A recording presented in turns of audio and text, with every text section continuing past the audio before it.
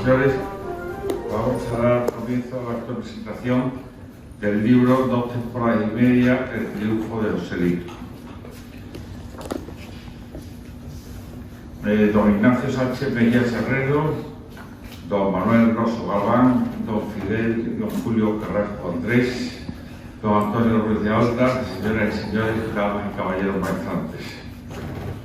La Real Maestranza de Caballería se complace en acoger hoy la presentación de la obra 2 temporadas y media, El triunfo de Joselito, de la que son autores don Fidel y don Julio Carrasco y doña Carmen del Castillo.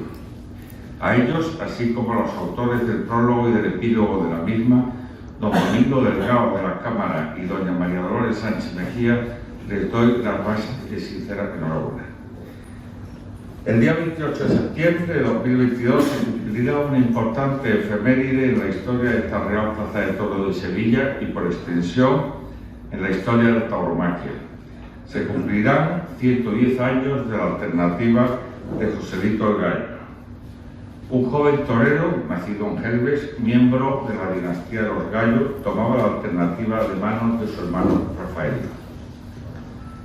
En la gran obra, que son los autores anales de la Real Plaza de Toros de Sevilla, que en su primera parte escribió el que fuera el teniente hermano mayor de esta corporación, el Marqués de Tablantes, y cuya continuación llevó a cabo el caballero maestrante don Antonio de Solís y Sánchez Arjona, al hablar de la temporada de 1912, se recoge como en la novillada del 23 de junio debutan dos novilleros, Limeño y Gallito Chico, este último con el novillo Avión de Moreno Santa María.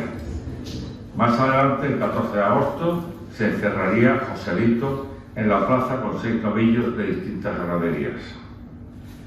Ese mismo año, el 28 de septiembre, en la primera corrida de la Feria de San Miguel, toma la alternativa Gallito Chico. Los anales recogen como hizo una buenísima faena que le valió una gran ovación y vuelta al ruedo. Sin duda, fue José Gómez Ortega Gallito, un torero de extraordinaria personalidad y carácter. Comenzaba con él y con el que sería su rival más importante en la plaza de toros, Juan Belmonte, una extraordinaria época de la tauromaquia. Nuestra corporación conmemoró el centenario de la alternativa a la que antes me he referido con diversas iniciativas. En primer lugar, anunciando la temporada taurina de ese año con una obra de Manolo Valdés que se cuelga en este salón de carteles y que tiene como protagonista a Joselito el Gallo el día de su alternativa. Para la Feria de San Miguel de ese mismo año, con carácter extraordinario, editamos un cartel que reproducía un cuadro que está en las salas expositivas de esta plaza de toros, un retrato magnífico del pintor valenciano Genero Palau, que retrata a Gallito de manera magistral. La cátedra Ignacio Sánchez Mejía de Comunicación y Tauromaquia organizó con nuestro patrocinio un seminario que tuvo como inspiración la figura de este genial torero y al que asistieron numerosos alumnos de la Universidad de Sevilla. Con la Real Academia de Bellas Artes de Santa Isabel de Hungría también organizamos unas jornadas conmemorativas dedicadas a rememorar algunos aspectos de la personalidad del torero y estudiar su figura como inspiración para las artes plásticas y la música. Y finalmente nos planteamos lo adecuado de publicar una obra que fuera un compendio de textos que versaran sobre las distintas facetas que rodearan la vida y la trayectoria de este genial torero, del que José María de Cosillo dijo que ha sido el lidiador más grande de todos los tiempos. Esa obra es el número 15 de la colección Tauromaquias. Como verán, iniciativas todas para homenajear a esa gran figura de la fiesta de toros que fue Joselito el Gallo, una figura a la que se le dedica también la obra que a continuación vamos a conocer y por la que reitero mi felicitación a todas las personas que lo han hecho posible. Muchas gracias.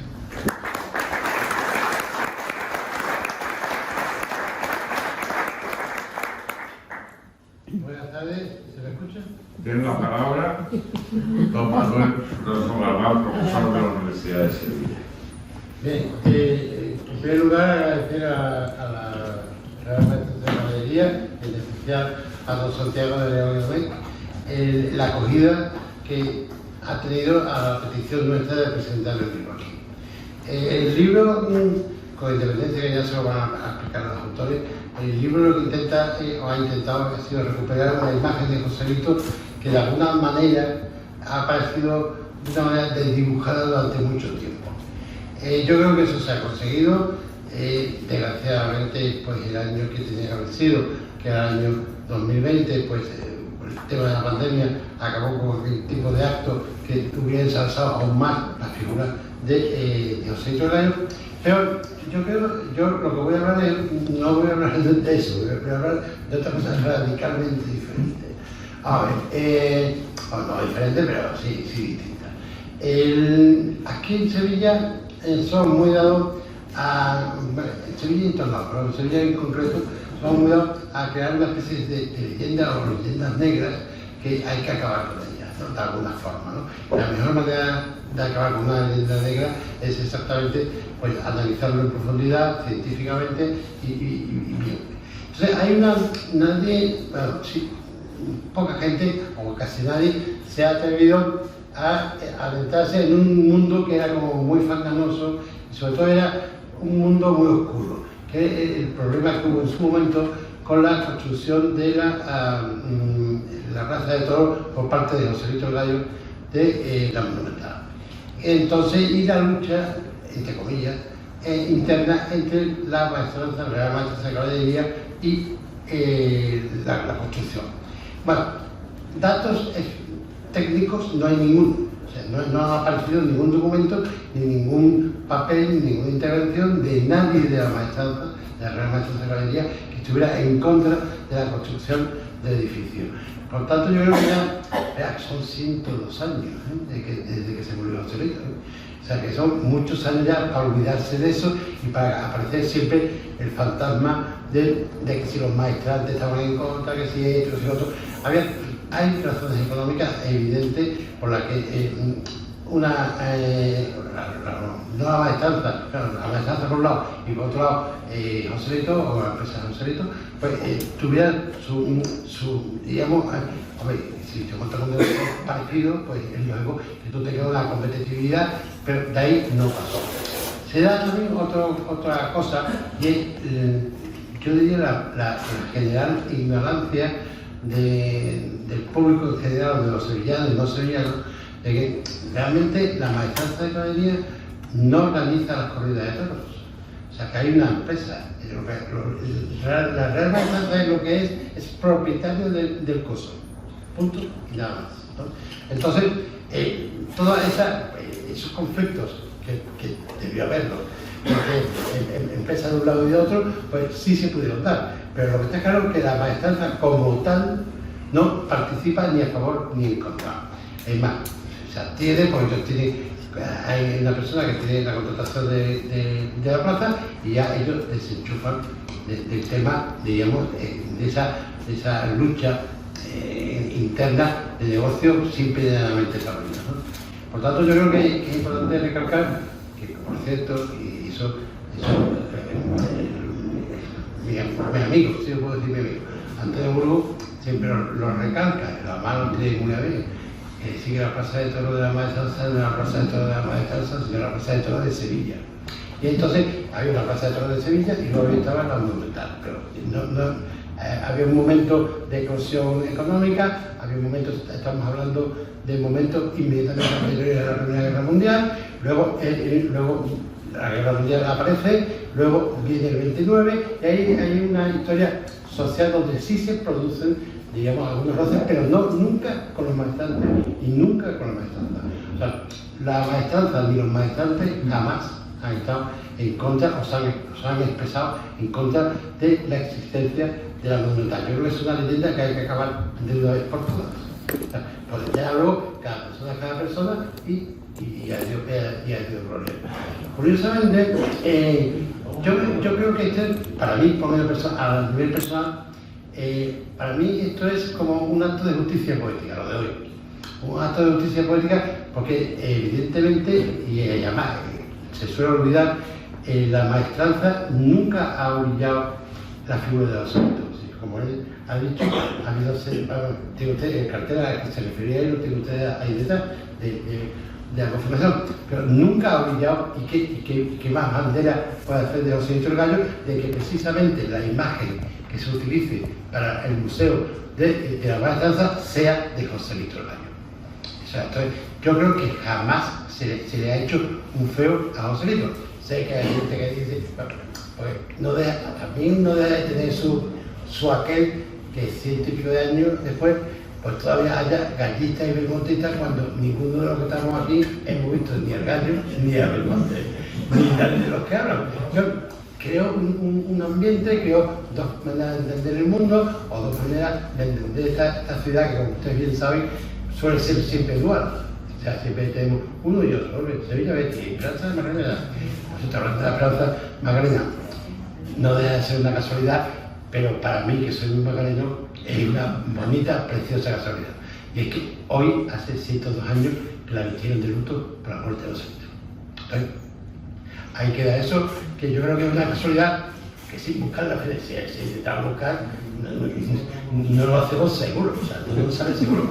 Pero mira por dónde ella desde arriba pues nos ha colocado en su sitio, porque lo que nadie puede dudar, o sea, todas esas posibilidades de que si los maestrantes, que esto, si lo otro, lo que nadie duda, que al final Joselito en Sevilla, yo creo que ha sido más importante como macareno que como torero, porque a nivel popular, Joselito está unido y estará unido siempre a la Macarena, con independencia de que sea belmontista o no sea belmontista, o sea lo que sea.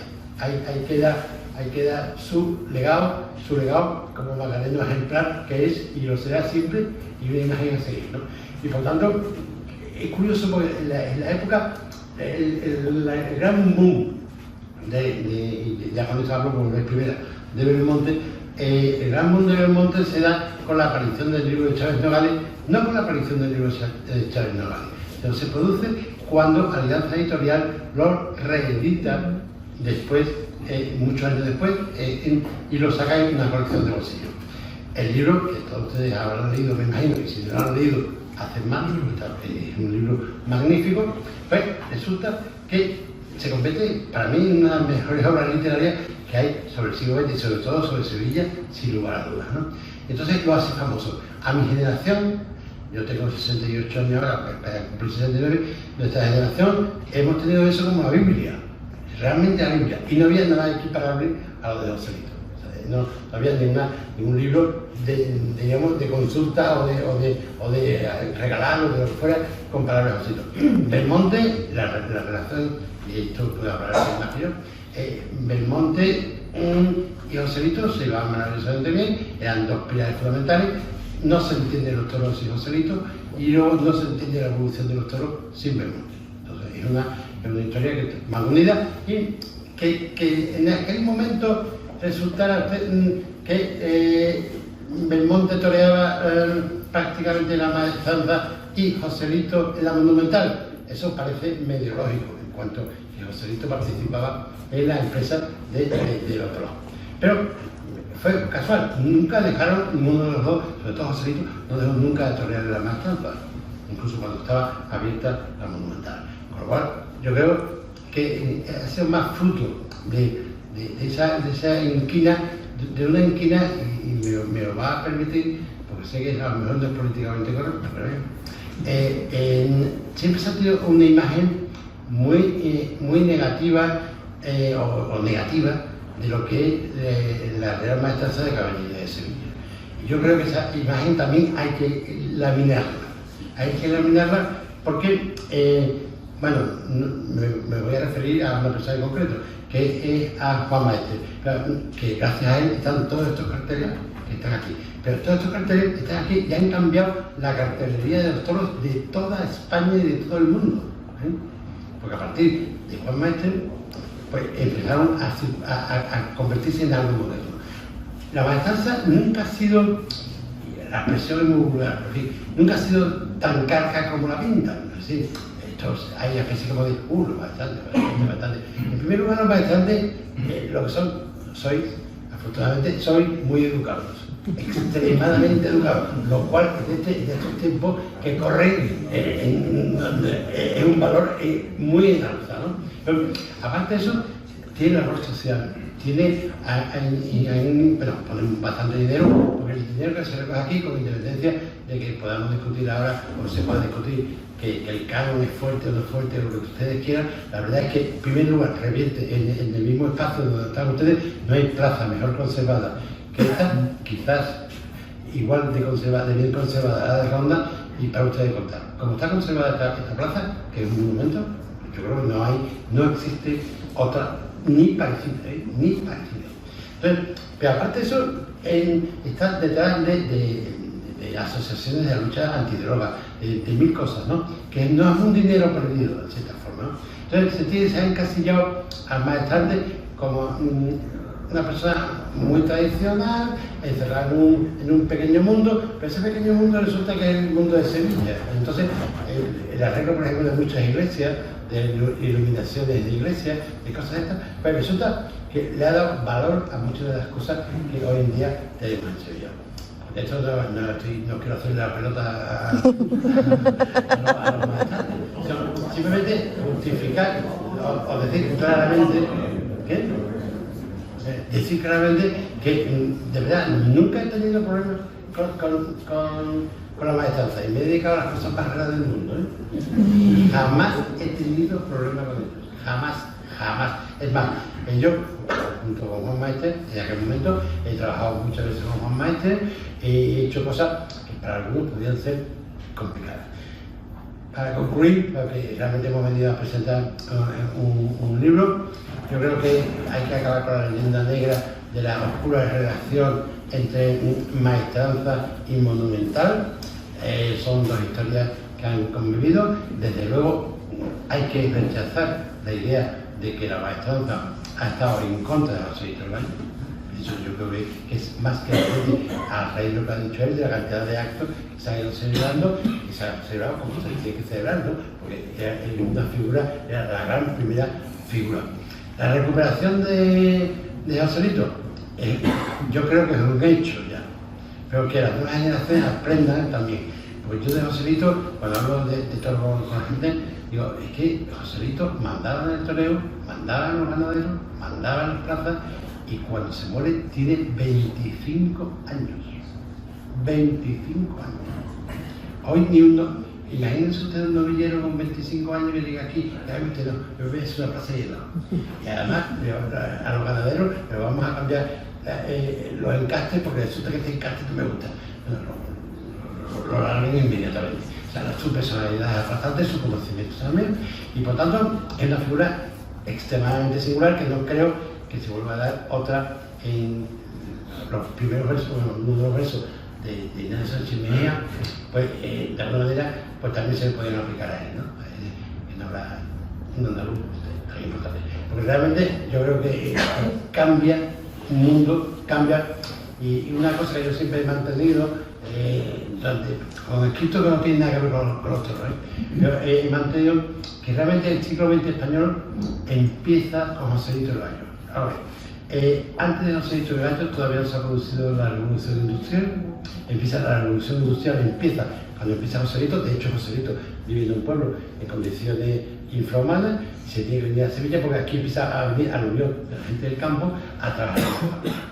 Cuando él empieza, y realmente el inicio de lo que puede ser la revolución industrial, por un lado los movimientos sindicalistas y todo eso empieza en época de José Víctor Baños.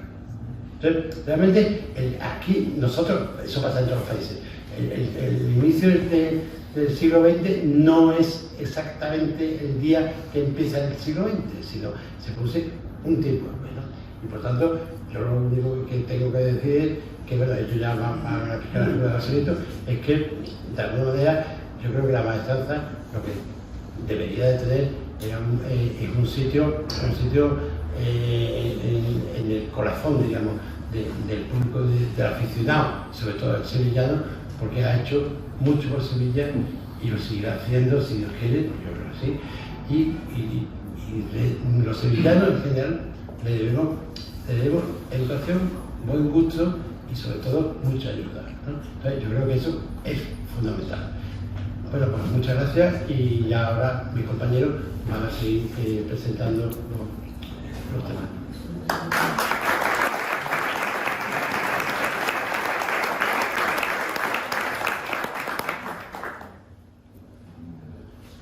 Muchas gracias, Manuel, por tus palabras. La verdad es que coincido en muchas, en algunas me ha dado algún susto, ¿eh? Pero bueno, verdaderamente ha estado muy bien, muy brillante y creo que después podemos seguir hablando. A continuación tiene la palabra don Ignacio Sánchez Mejía. Señor Teniente Mayor, señor Caballero Magistrante, don Alberto Máximo, que nos acogió el primer libro en su Ateneo, aficionados, amigos. Yo primero tengo que dar las gracias a la maestranza, como ha dicho Manolo, por las facilidades que nos han dado desde el primer momento en que nosotros pedimos la gestión de este salón de carteles para la presentación de este libro. No solamente los señores caballeros maestrantes, sino el gerente, la encargada del archivo, todos han sido facilitados. Y yo quería, como queríamos hacerlo precisamente en este salón, porque esta colección de pintura taurina contemporánea es la primera del mundo sin ninguna duda. Nosotros los sevillanos tenemos la costumbre ya de esperar que salga el cartel para criticarlo, porque muchos individualmente son criticables, porque no nos gustan, porque no nos entendemos. Pero cuando entras aquí y los ves todos juntos, hasta los que eran feos te gustan. Con todo lo que le critiqué, no sé si arropado con todos los demás, entre todos se arropan y desde luego es un salón que yo a todos los que tengo ocasión de decirle que vengan, aunque no sean aficionados, bueno, si tenéis ocasión de ir al salón de carteles, ir porque os vaya a quedar impresionados de lo bonito que queda todo. Y yo también quiero saltar, como ha comentado el señor Teniente Mayor, que el primer, porque es evidente que el maestrante, el señor maestre que ideó los cuadros estos, le daban libertad a los artistas, es evidente que le dan libertad. Pero el primero que encargaron un retrato fue el de Joselito, que tiene usted al final en el terreno de su alternativa. No sé, lo que ha comentado también Manolo, o sea, esa inquina que va a tener la maestranza con Joselito no existe de todo lo que he dicho, porque además fue el primer cartel que dijo, pinte mucho a Joselito. Después ya la artista la pintó como quiso, ¿no? Pero evidentemente pintó a Joselito como un retrato. Por consiguiente, este salón de carteles, a mí me encanta, por eso teníamos tanta ilusión en poderlo presentar este libro aquí. Yo, en contra de lo que dice Manolo, me voy a declarar realista, aunque evidentemente no lo he visto tocar, pero he visto vídeos y sobre todo he intentado estudiar un poco la historia y de lo poco que recientemente me voy enterando y sabiendo de la vida de Joselito, pues me he hecho más gallista que él seguramente. Y yo voy a intentar explicar básicamente por qué, y aunque muchas veces lo digo, no me importa repetirlo. Como decía el Andrés Amorós, Joselito fue el primer torero total, el primer torero que le hizo toda la suerte a todos los toros, el primer torero moderno, el que de alguna forma puso el punto final del toreo antiguo y el punto y aparte o el punto siguiente del toreo nuevo. El toreo anterior a la edad de oro era un toreo que los toros, como les diría, no embestían.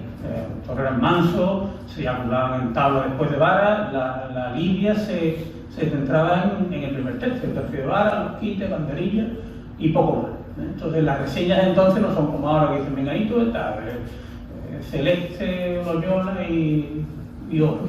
Antes era el nombre del toro, 7 tumbos, 3 caballos muertos. Y esa era la reseña de las corridas de toros.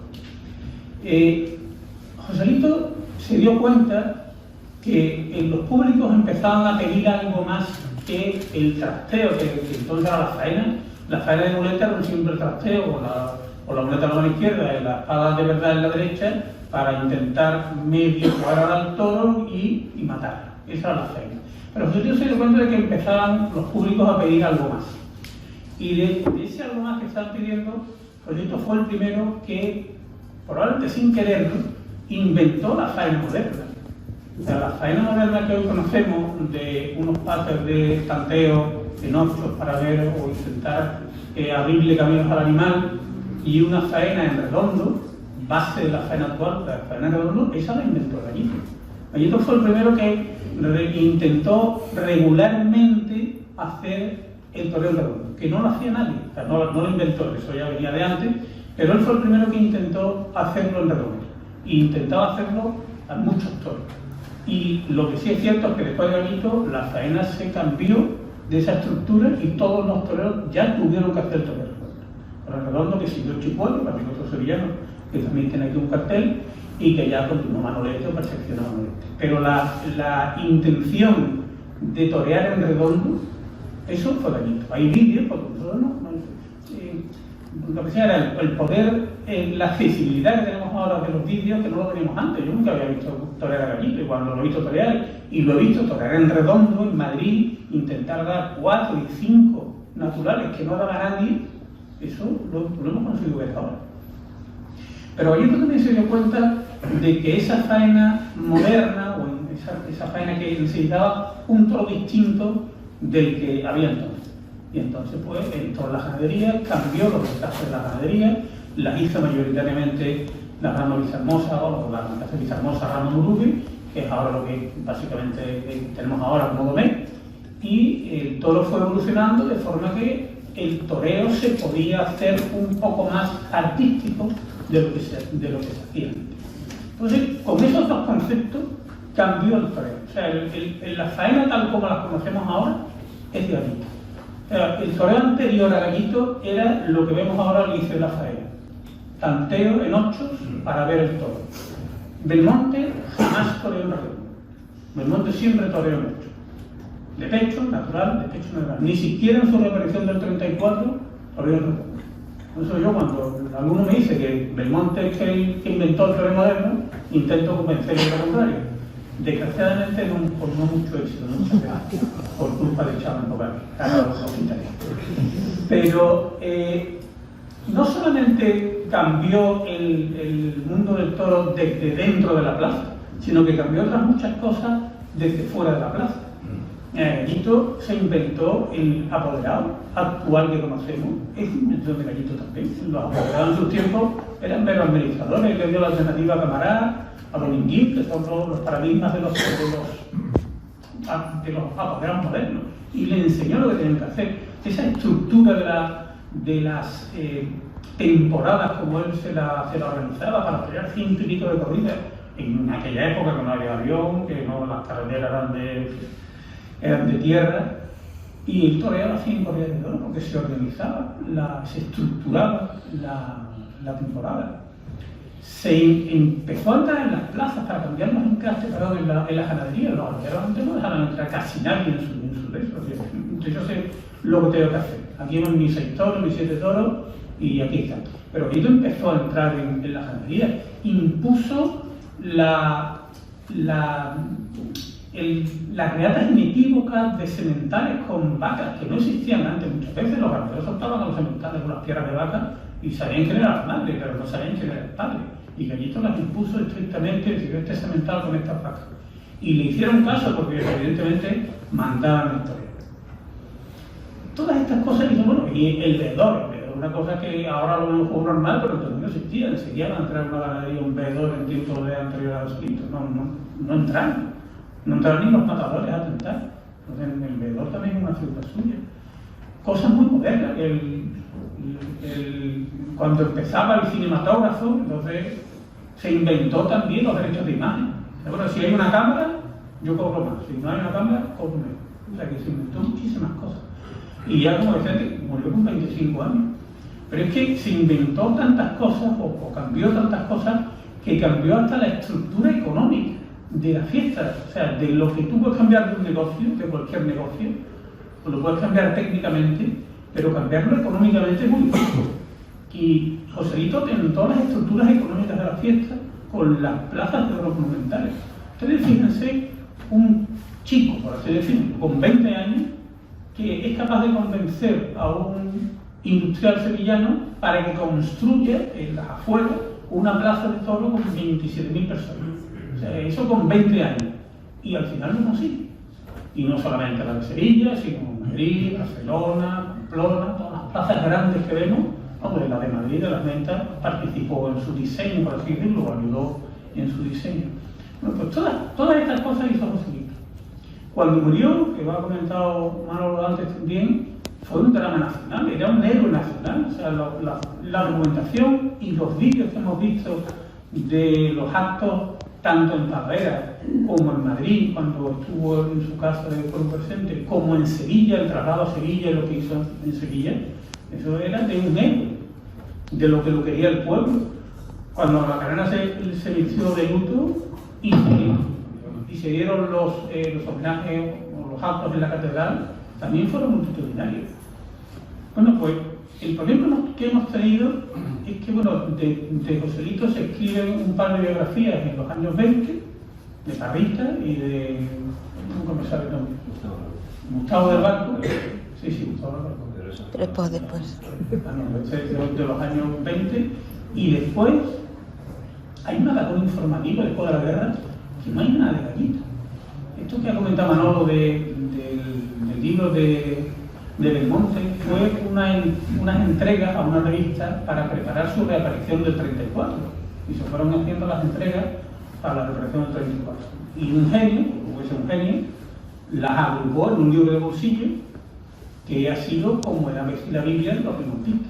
Yo siempre digo que la historia del toreo la han escrito los belmontistas, no la han escrito los gallistas, porque Gallito murió muy pronto y no se ha escrito de él.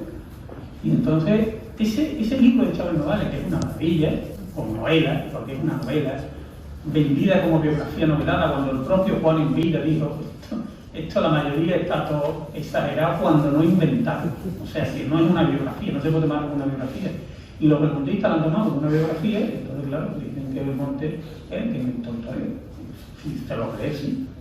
Pero de Joselito no tenemos nada escrito durante mucho, nada que merezca la pena. El primer intento lo hizo Paco Aguado en el año ya 99-2000 con el libro de Joselito el Gallo, Rey de los Toreros, y a partir de ahí, bueno, pues ya fue ya el centenario de la alternativa, fue ya después el centenario de la muerte, y efectivamente en los últimos años sí se han escrito cosas que merecen mucho la pena. El libro que ha comentado de Video de Martínez, de la colección Tauromaquia, es muy bueno, pero ese libro es relativamente moderno, porque no tenemos nada anterior. Bueno, ya los libros que han escrito aquí, los hermanos Carrasco y Carmen del Castillo, que a mí personalmente me han abierto los ojos en muchas cosas que yo no conocía, sobre todo de la documental, y en ese segundo libro otras muchas cosas de las crónicas que yo tampoco conocía, pues me han abierto los ojos y vamos ya, afortunadamente, conociendo más cosas de Joselito. O sea, nuestra labor de los gallistas que nos consideramos como tal, tiene que ser la divulgación de estas cosas, o sea, de que se conozca la figura de Joselito Gallo, que se conoce muy poco. Ahora, afortunadamente, hay un documental en Canal Sur, que están aquí la productora ejecutiva, Carmen y Susana, que Canal Sur lo ha emitido a las 2 de la mañana, que vamos a hacer. Pero ya lo pueden ustedes ver a la carta, o sea, que se pueden conectar, es un documental, un magnífico documental, técnicamente perfectamente hecho, que de alguna forma viene un poco también a tapar este hueco que teníamos de información sobre Joselito el Gallo. Se llama Joselito el Gallo, el torero sabio, que lo ponen ustedes en internet, que sale y lo podrán ver, porque ya les digo, merece la pena. Y yo poco más, yo siempre digo eso, que lo que intentamos hacer es divulgar la figura de Joselito. También citar que hemos tenido mala suerte porque con el año 2020, el año del centenario de su muerte, se habían organizado muchos actos en Sevilla. Yo pertenezco, porque no la hemos disuelto todavía, ya la disolveremos una vez, una comisión que se formó con la Hermandad de la Macarena y la Cátedra de Sociología de Comunicación y Tauromaquia de la Universidad de Sevilla para organizar los actos del centenario de Joselito. Bueno, yo modestamente lo habíamos organizado muy bien, se habían organizado una serie de mesas redondas, se había organizado una exposición magnífica que se iba a hacer aquí en los bajos del Paseo Marqués Contadero, que ya estaba documentada todo lo que se había pedido y ya lo teníamos, pero la pandemia nos cogió desde la primera mesa redonda. Entonces, después de la primera mesa redonda, todo se lo llevó por delante. Lo único que se pudo mantener fue el monumento que la hermandad le hizo en la Plaza de la Esperanza, que afortunadamente todavía eso va a quedar para la posteridad. Como decía siempre, hagamos lo que hagamos, por lo menos el monumento va a quedar. O sea, de alguna forma pudimos cumplir ese objetivo. Y lo que ha comentado mi hermano, lo de que Rodrigo Eugenia luchó a la esperanza de luto, la única vez que se luchó de luto, desde la comisión lo intentamos también que se vistiera en el centenario. Pero vamos, se nos negó la mayor desde el primer momento. No hubo ni turno de ruego ni de rodillas. No, entonces no. Pero a mí me hubiese gustado, porque yo estuve intentando decir que hubiese sido una peregrinación, no ya de sevillanos para ver a la Virgen contra el luto, sino que hubiese venido gente de toda España y de todo el mundo solamente para ese acto. Pero ya se nos negó. Pero bueno, nuestra labor a los que nos consideramos bañistas es, en cualquier oportunidad que tenemos, como esta de presentar un libro de Joselito, pues largarle a ustedes este rollo, que ustedes lo escuchen, y si hemos podido convencer a alguien, pues vale. Así que muchas gracias.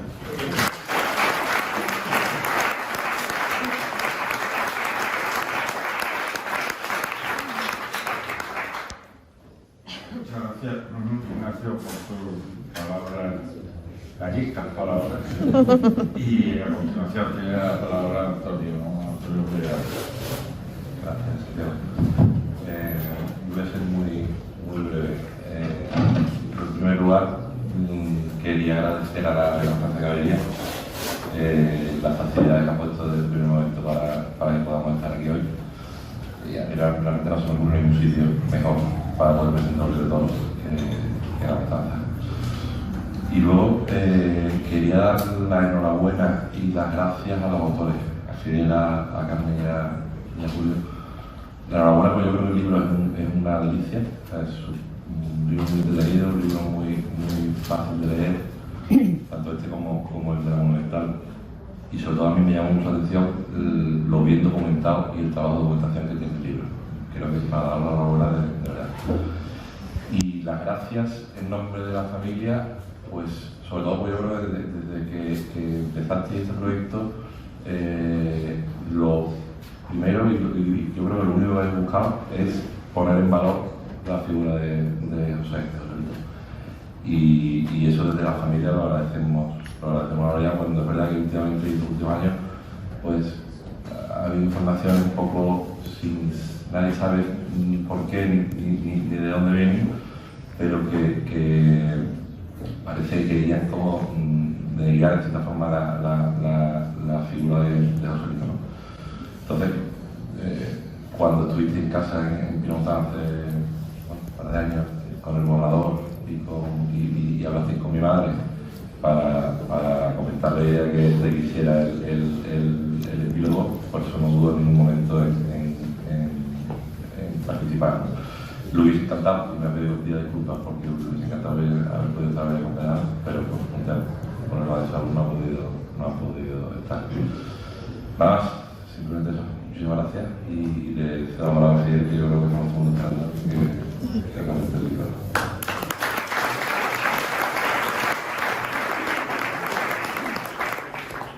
Gracias, Antonio. Tiene la palabra con Fidel Carrasco. Buenas tardes. En primer lugar, como han hecho los intervinientes, agradecer a la Real Maestranza, por supuesto a su valiente hermano mayor y al resto de miembros de la corporación que nos han acogido esta tarde aquí. Y bueno, voy a intentar ser muy breve también, ya llevamos un rato aquí, tampoco es cuestión de alargarnos. En primer lugar, lo que quiero reivindicar es nuestra condición de aficionados a los toros. Nosotros, tanto Carmen como Julio y yo somos abonados de las ventas, concretamente Julio y yo llevamos más de media vida abonados en la Plaza de Toros de las Ventas y también llevamos más de media vida pues, dedicados a la arquitectura. Entonces somos arquitectos, Julio y yo, como antes comentábamos con otro compañero de profesión, nadie perfecto, como decía la carrera de gente de valor, que vamos a hacer.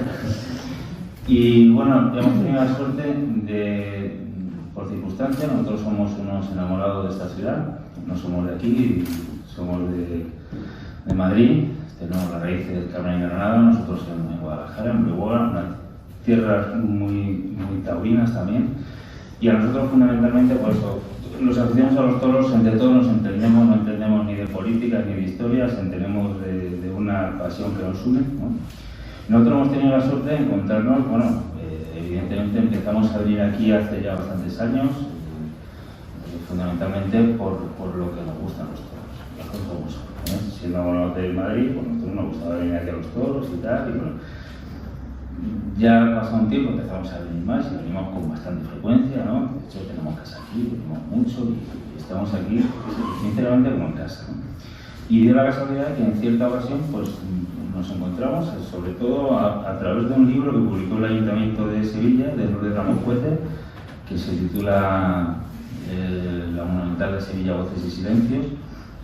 Entonces descubrimos que había habido otra plaza. No teníamos ni la más remota idea. Nosotros yo recuerdo perfectamente el primer día que pasé por delante del resto que era la plaza. Julio y yo, nadie perfecto tampoco, somos socios del Real Madrid y fuimos a ver un partido al campo de Sevilla, fuimos andando de casa, pasamos por esa puerta para arriba y para abajo, pero no nos percatamos de que hubiera nada, o sea, nosotros pasamos por lo nuestro, perdió el Madrid, ¿qué vamos a hacer? Y entonces, o sea, tenemos claro que fue ese día. Luego resulta que nos encontramos, como somos arquitectos y especializados en estructuras, pues a través de este libro que decía, el libro de Ramos Coete, encontramos que había otra plaza. Es un libro que, a pesar de ser pequeñito, tiene datos que a nosotros nos permitieron tirar de hilos, ¿no? Y entonces descubrir que allí había cosas que no nos cuadraban desde el punto de vista técnico. Entonces empezamos a investigar. Yo soy profesor en la universidad, allí en Madrid, y entonces, bueno, en primer lugar empezamos pues, a publicar una serie de artículos técnicos sobre el tema completamente, y casualmente, antes lo comentaba con este compañero, que nosotros somos, ya digo, estábamos preocupados haciendo artículos, y lo primero que hicimos fue un artículo en la revista Informes de la Construcción, que se publicó en el año 2018 sobre la Monumental de Sevilla, sobre el comportamiento estructural de la plaza. Curiosamente, en ese mismo número se publicó un número por el arquitecto de la casa, por el señor Carvajal, sobre las obras de la maestranza. Es curioso que en una revista técnica venían dos artículos, o vienen dos artículos, cada uno de una de las dos plazas, ¿no? Y luego, bueno, nosotros empezamos con aquella historia, nosotros descubrimos y nosotros entendemos que aquella plaza estaba, una cosa que se había dicho, esto de que antes se comentaba Manolo también, de todas estas leyendas negras y tal, bueno, que sí, una cosa que se decía, que la plaza estaba mal construida, que aquello fue un disparate, bueno, aquella plaza por lo menos construida estaba bien construida. Yo oí decir a un señor, a un autor de Madrid, que tiene varios libros publicados sobre el Joselito, que fíjate si eso está grabado en una emisora de radio, completamente en esa radio, y este señor en una entrevista dijo, fíjate si era tonto José, que encargó hacer una plaza y se le hicieron mal. Entonces, bueno, nosotros nos encontramos que esa plaza estaba bien construida, y tampoco hemos entrado en más, era un libro meramente técnico y ya está. El segundo libro, que es el que presentamos hoy, es un libro en el que nosotros seguimos tirando, bueno, investigando, ¿no? Y entonces ahí lo que nos encontramos fue cómo eran los toros en Sevilla antes, durante la existencia de la Monumental, aquellas 2 temporadas y media, de ahí el título del libro, y luego cómo han seguido siendo los toros después, ¿no? Ya digo, fundamentalmente nuestra condición es de aficionarnos a los toros, que es una cosa que entiendo que nos une a todos los que estamos aquí y por lo que tenemos que estar muy contentos, muy orgullosos y muy satisfechos, ¿no? Y luego, en este segundo libro, otra cosa que nos encontramos ya, pues claro, de repente pues nos empezamos a hacer gallistas, ¿no? Así como Ignacio. Yo la primera vez estaba un día con Julio y me llega un correo electrónico y digo, mira, qué correo me ha llegado. Digo, don Ignacio, mire, que estamos haciendo este trabajo, don Ignacio, estamos haciendo este trabajo sobre la Monumental, entonces me gustaría enseñárselo y tal. Dijo, no se preocupe, que todo lo que sea con Joselito, los gallistas siempre lo van a coger bien. Nosotros nos quedamos, madre mía, será una secta. Es cierto, ¿no? Y entonces, bueno, claro, ¿qué pasó? Pues nos hicimos profundamente admiradores de Joselito. Nos dimos cuenta que nuestro abono que tenemos en la venta, que tuvimos 20 años en la venta allí soleado en la grada del 5, pues se lo debíamos a Joselito. Y entonces, bueno, nuestra admiración por Joselito es evidentemente muy grande, ¿no? Y en este segundo libro tratamos otro tema, que es cómo fue un poco la vida de Joselito y un poco lo mal que se ha tratado, o lo maltratada que ha sido la figura de José, ¿no? Entonces es una cosa que a nosotros, también como a los toros, un poco nos duele, ¿no? Todo el libro de Charles Nogales, del que se hablaba, es un magnífico libro, es una magnífica novela que yo siempre recomiendo, pero recomiendo siempre teniendo en cuenta que es un libro exquisito, pero es una novela, no es una biografía. Entonces ya está, sabiendo eso, pues uno lee y ya sabe lo que está aquí, ¿no? Y entonces nosotros en todos estos temas nos hemos encontrado un poco lo que decía Antonio también, que no sabemos por qué, pues de repente se han empezado a meter cosas. Nosotros, bueno, con este libro parece que le hemos quitado a José la depresión, ya lo hemos conseguido. Tenía una profunda depresión que en principio le hemos quitado, de lo que estamos muy satisfechos, muy orgullosos. Y parte de ese agradecimiento entiendo que es por lo que decía Antonio. Y bueno, pues fundamentalmente es eso, tampoco me voy a extender más, sencillamente que nuestra pasión por los toros, en primer lugar por la arquitectura y luego ya por Joselito Gallo, nos invita a eso y nos empuja a seguir trabajando en esta línea. Y bueno, y seguimos trabajando y estamos con un tercer libro ya liado y bueno, esperamos que no sabemos cuánto tardaremos, pero ahí estaremos siempre en positivo, siempre con la admiración hacia los toros, respetando o buscando el respeto a nuestra condición de aficionados a los toros, ¿no? Que es lo que tenemos que defender, muy orgullosos y muy satisfechos de estar escribiendo sobre un tema que nos apasiona tanto como los toros, como la figura de José, y no tengo nada más que decir. Muchas gracias a todos.